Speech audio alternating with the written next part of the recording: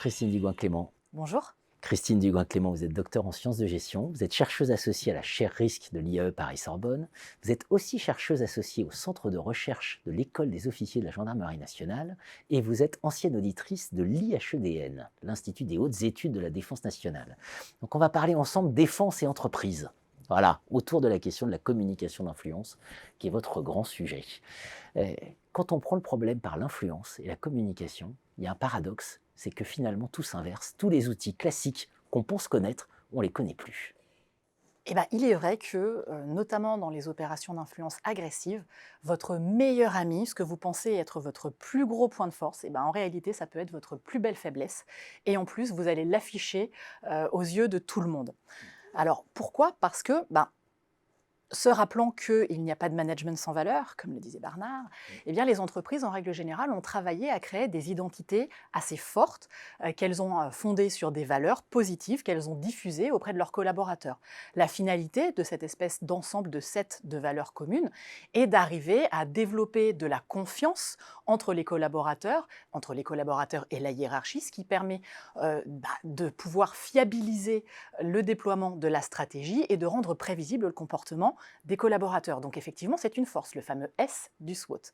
Et si vous arrivez à ce que ces valeurs glissent du cognitif vers l'affectif, qu'elles deviennent donc des éléments constitutifs de la personnalité de vos collaborateurs, vous allez même avoir une réelle opportunité, particulièrement dans les situations extrêmes ou dans les situations de crise, parce que ces valeurs vont permettre de donner du sens à des situations chaotiques et désordonnées, on se rappellera de Weyck, et de pouvoir continuer à agir et à sortir de la crise plus rapidement. Donc effectivement, une superbe opportunité.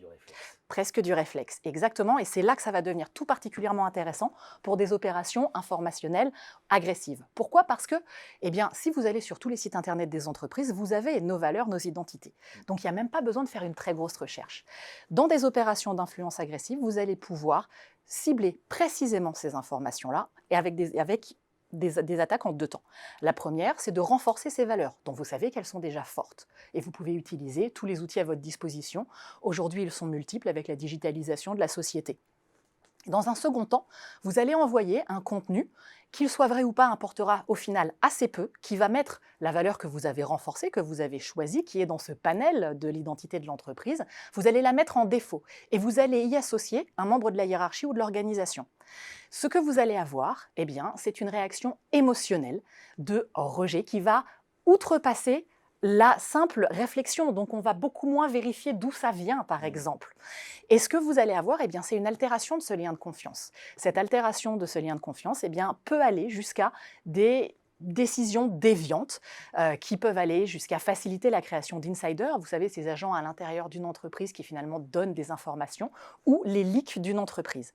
Et la beauté de la chose, c'est que plus ces valeurs seront estimées comme étant constitutives, les vôtres, celles du collaborateur, moins il aura la perception d'être manipulé et plus il pensera agir dans l'intérêt commun, puisque ces valeurs sont généralement considérées comme étant positive. Ce que vous avez, c'est une utilisation de la dissonance cognitive, qui est un concept développé en psychologie sociale depuis les années 60, avec plusieurs variables.